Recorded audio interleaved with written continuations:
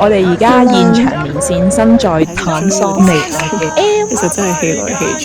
我係見到有兩隻老鼠喺個廳嗰度走啊！真係好黐線，好詭異。要出去洗手，因為呢度其實真係冇自來水，好似被打敗咁。S 都有講得啱嘅，即係其實我唔需要勉強自己做啲咩或者忍受做啲咩嘅。個香港中女 M 獨遊非洲坦桑尼亞35日，但係嗰時又冇而家咁驚，係咪真係因為有去大草原睇野生動物，去生態村做環保義工，以為自己好捱得，點知俾各種生活挑戰徹底打敗。究竟咁辛苦換嚟啲咩？答案人人唔同，不過佢好篤定咁話不枉此行。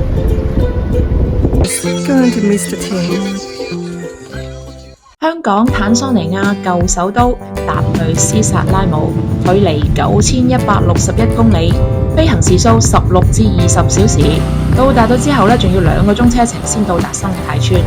阿 M 呢就準備展開3個星期嘅寄宿生活，過一種冇自來水、經常停電嘅簡樸生活。呢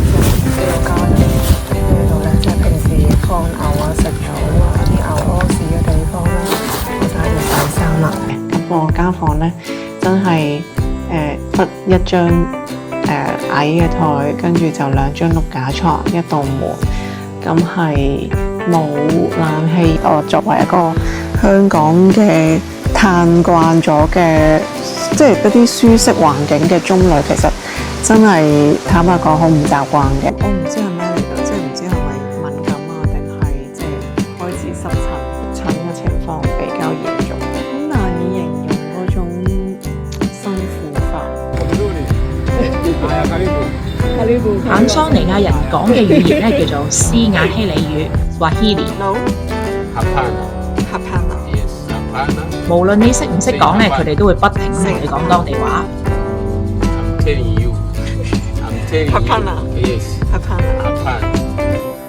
達賴薩攬9至10月咧，同香港夏天嘅天氣差唔多，都係30度以上，濕度大約70% 以上。M 咧每日喺呢個濕熱難耐嘅天氣下面調理綠毛，真係好黐線，好詭異。仲被委派好多 Mission Impossible。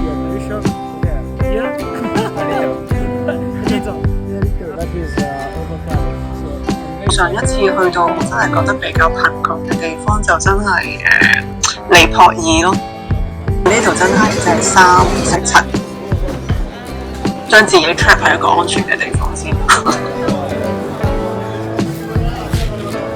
冷氣超市商場就唔使諗啦，只係得嘈到拆天嘅市場，同埋混亂兼致命嘅交通。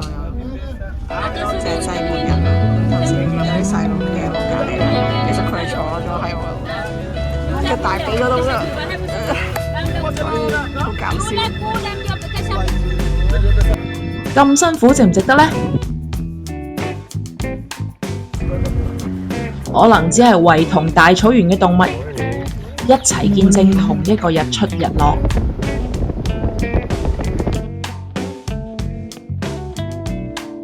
每日食早餐可以聽下風聲、雞啼同鳥鳴，學習從容嘅生活態度，好似坦桑尼亞人最愛講嘅玻璃，慢慢嚟同埋 Hakuna Matata 冇問題。感受下非洲小朋友嘅熱情，理解世界另一端嘅生活。But the way you greet each other is like you have been know each other for 10 years ago. Yeah, you are making jokes with the strangers already. Yeah. So it's so easy to talk to people. People here are very social.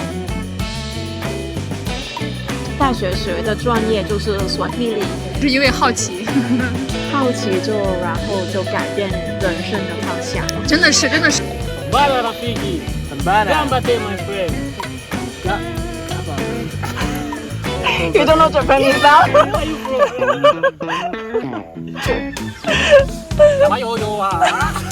建立單純嘅友誼。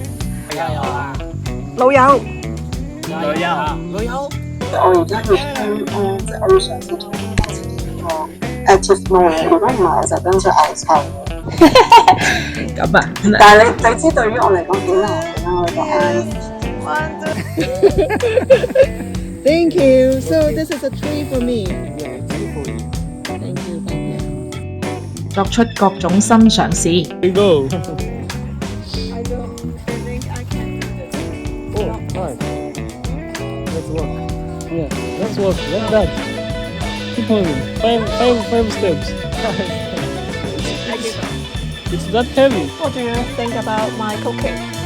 Yeah, you prepared very good. Nice cook. I like this food.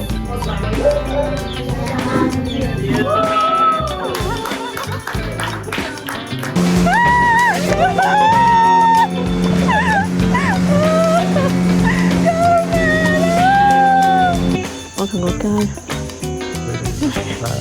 係 We are waiting for the chimpanzee to appear again。之後好多嘢都未做，近況要完結。好似人生都係你唔知道幾時會係最尾一次咯。下一個日落嘅。反思人生下半場 ，M 仲話呢個旅程填補咗心裏面嗰個窿。其中女 M 點樣喺非洲 survive？ 咁就記住繼續留意阿 M 出走非洲記啦，記得 follow 同 subscribe，唔好錯過啦。